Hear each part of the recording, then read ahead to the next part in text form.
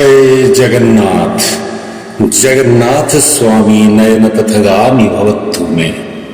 प्रिय दर्शक बंधु, मोर यूट्यूब चैनल एथट विदे को आपन को स्वागत। आज दिन रे आमे केवल चिंता करिवा से जगतरनाथ जगन्नाथ महाप्रभु श्री जगन्नाथ का नवदिनात्मक यात्रा समय आपण माने समस्ते जानिचंती से कौन करती ना गुंडीचा घरे 7 दिन अवस्थान करिथांती। यह को बहुत कम लोक जानी थांती, किंतु आजिकल समस्ते जानिलेनी कहले अत्युक्ति हो नहीं। आड़प मंडप कह जाय थाए। आउ 2 दिन जीवा आसवारे चली जाए।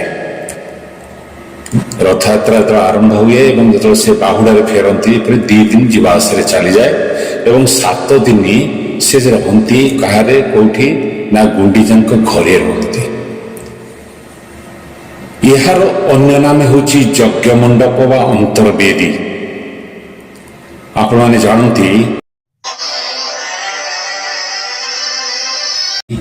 राजा इंद्रद्युम्न जेतले महोदय दारू संग्रह करते से दारू को आनी प्रथमे आड़प मंडप रखी मूर्ति निर्माण करते और प्रतिष्ठा करते। तेणु यह केतक जन्म बेदी बोली कह जाए। बहुत लोक जन्म बेदी बोली कही थांती।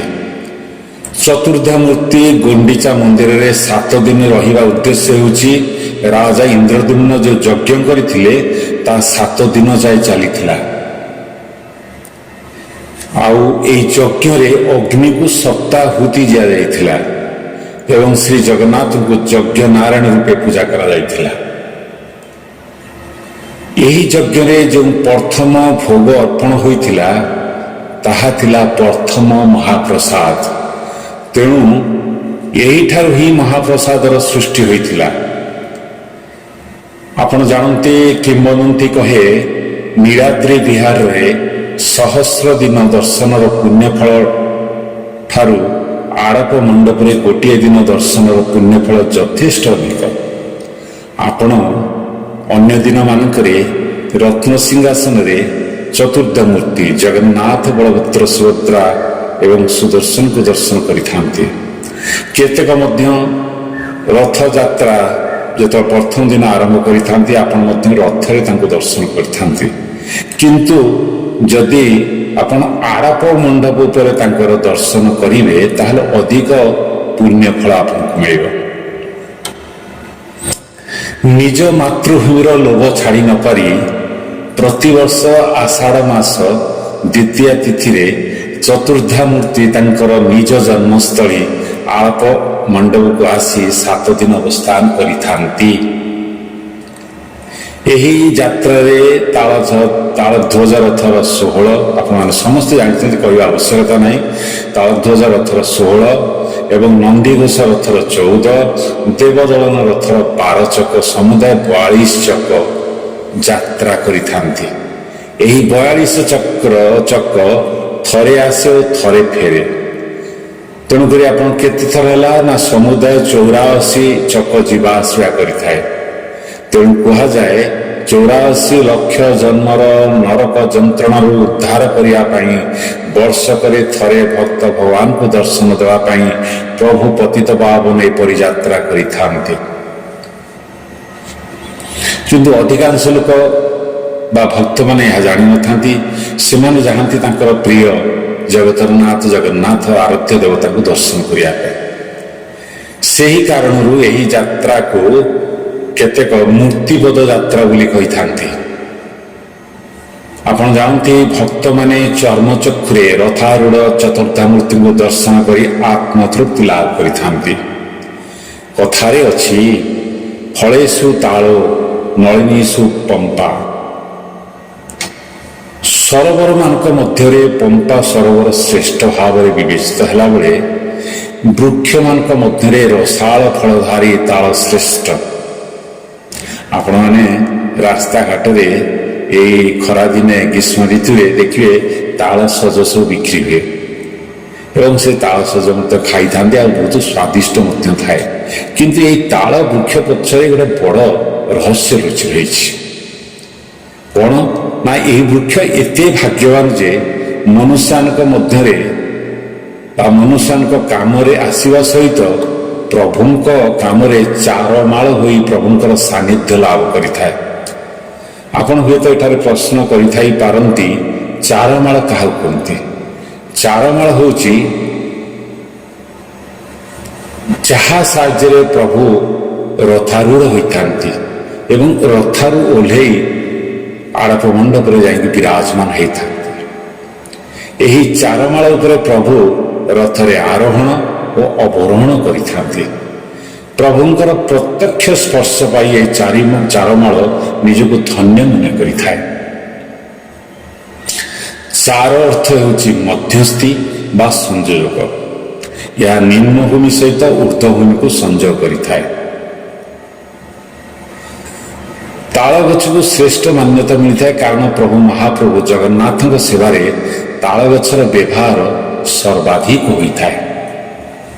ଆପଣ ଦେଖନ୍ତୁ, ଯେଉଁ ଚାରି ରଥ ଠିଆ ହୋଇଥାଏ କେତେବେଳେ ଶ୍ରୀମନ୍ଦିର ସମ୍ମୁଖରେ ଏବଂ ଆଡ଼ପ ମଣ୍ଡପ ସମ୍ମୁଖରେ ଗୁଣ୍ଡିଚା ଘର ଆଗରେ ଦେଖିବେ, ସେଇ ରଥକୁ ଯେତେବେଳେ ଯିବା ଆରୋହଣ ବା ଅବରୋହଣ କରନ୍ତି ସେତେବେଳେ କାହାର ସାହାଯ୍ୟ ନିଆଯାଇଥାଏ?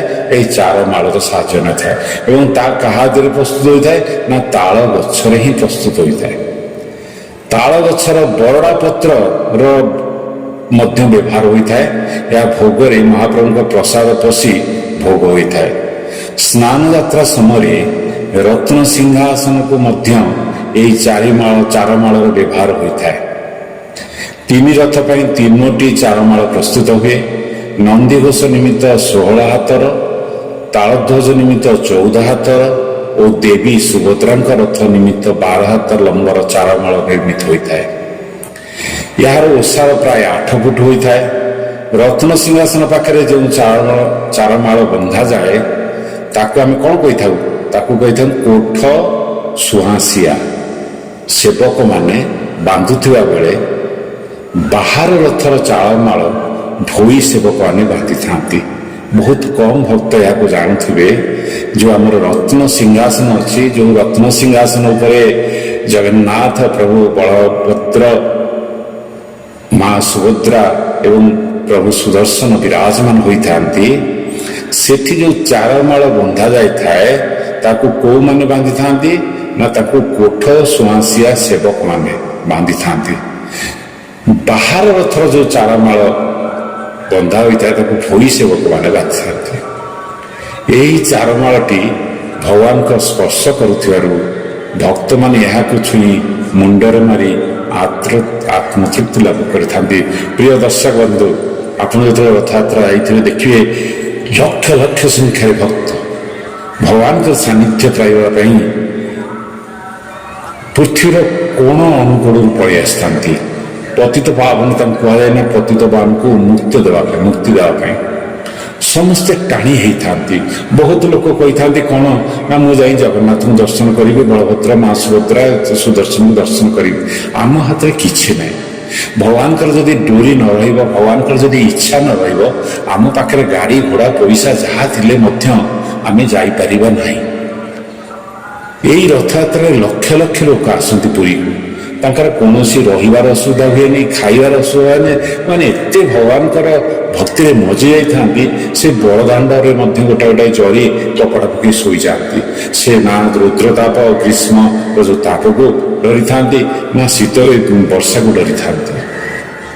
ଧନ୍ୟ ସେଇ ଭକ୍ତ, ଧନ୍ୟ ସେଇ ପ୍ରଭୁ, ଯିଏକି ପରସ୍ପରକୁ ହିଁ ଜାଣନ୍ତି।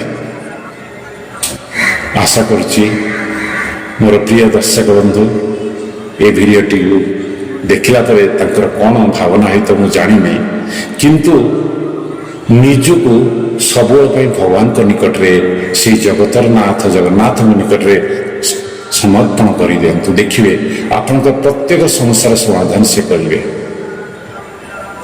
ସେଥିପାଇଁ ତ କୁହାଯାଇଛି, ବାଙ୍କି ମୁହାଣରେ ବଳିଆ ଗଢ଼ିଲା ସରଧାରେ ବାଲି ରଥ, ବଡ଼ ଦାଣ୍ଡରେ ଅଟିକିଲ ତୁମେ ପୁରାଇଲ ମନରଥ। पापी होई सिना जगत जाणई दर्शन देई करिल पुत सेथिपाई तुमे भगतर प्राण महाप्रभु जगन्नाथ। जय जगन्नाथ। जगन्नाथ स्वामी नयन पथगामी भवतु मे। प्रिय दर्शक बंधु मोर ये भिडियोटी यदि आपको भल लगी ताहले आपण माने ये भिडियोटी को लाइक करेंगे और निजर मतामत देवे। तत्संगे संगे मोर YouTube channel a thought of the day आप जदि प्रथम दर्शक होते आपन को मोर अनुरोध आप मोर ये चैनल को सब्सक्राइब करेंगे। मुझे ग्यारंटी दे कहूँ मोर ये चैनल रे जितक वीडियो अपलोड मुझे से वीडियो शिशु ठार आरंभ कर वयस्क व्यक्ति समस्त आ ये प्रत्येक वीडियो रे मु केवल पॉजिटिव थॉट उपर निजक भावना को केंद्रीभूत करिछि। कौनसी नेगेटिव थॉट नहीं। यह देखिले शुणिले आप निश्चय किसी बेनिफिट पाइबे एथिरे संदेह नहीं। रही आपण मैंने समस्ते खुशी रुहतु जगन्नाथ प्रेमी हो जातु। जय जगन्नाथ। जगन्नाथ स्वामी नयन पथगामी भवतु मे।